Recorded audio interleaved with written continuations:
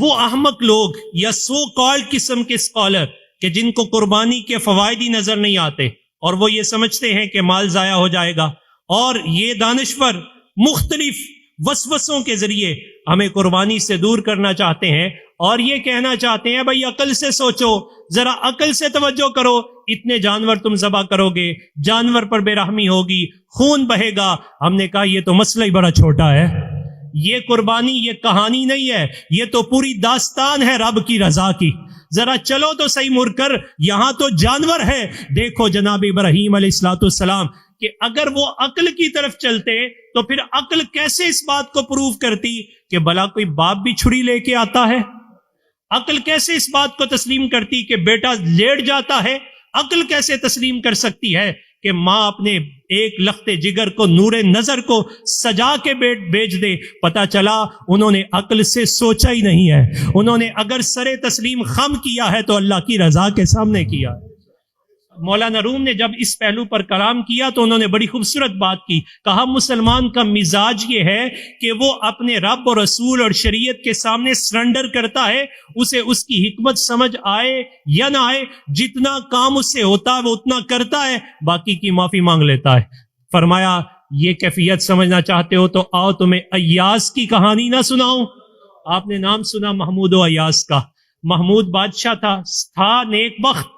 اس نے ایک دن اپنے حواریوں کو حکم دیا اور کہا کہ یہ سامنے ندی دیکھ رہے ہو، اس ندی میں چھلانگ لگاؤ، اور چھلانگ بھی لگانی ہے تو کپڑے گیلے نہیں ہونے چاہیے، اور اس کے اندر موتی ہیں وہ بھی لے کے آنے۔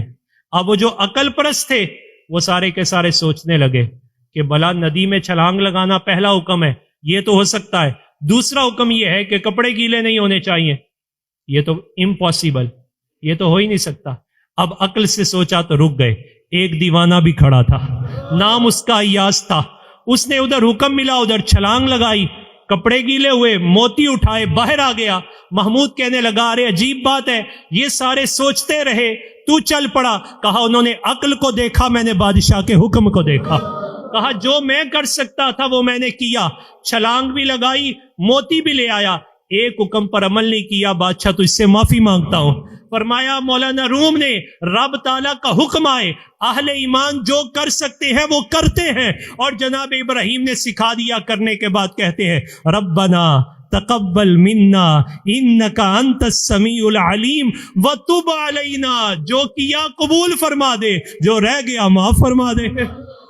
اور میں وہ عقل پرست ہے کہ جو عقل کے گھوڑے دوڑاتے ہیں تو کچھ بھی کر نہیں سکتے، اور یہ اہل ایمان ہیں وہ بھی کر دیتے ہیں جس کا کر گزرنا کسی کے لیے محال ہوتا ہے، اور یہ کر کے دکھایا جناب ابراہیم علیہ السلام نے۔ عقل سے تو ایسا ہو نہیں سکتا تھا کہ اتنا ہی کام تھا، حکم آیا، جو کر سکتے تھے کیا، چھری اٹھائی، میدان میں آگے صحرا میں، بیٹا اتنا کر سکتا تھا اپنی گردن کو پیش کر دیا، ماں اتنا کر سکتی تھی بیچ دیا۔ اب پھر وہ قبول فرمانے والا کیسا قبول فرماتا ہے، اے ابراہیم تم بھی، اسماعیل تم بھی، ہاجرہ تم بھی، قیامت تک تم سب کو ہم نے زندہ فرما دیا ہے، تمہاری یادگار کو جاری فرما دیا ہے۔ لہذا قربانی کے پہلو پر جب بھی ریشنلزم کے دلدادہ یا ریزنلزم کے دلدادہ، سیکولر یا کسی اور طبقات کے لوگ کبھی بھی وہ باز نہیں آئیں گے، کنفیوژن ڈالنا چاہیں تو فوراً اس پہلو کو پیش نظر رکھیے کہ اہل ایمان کا مزاج ہی یہ نہیں ہے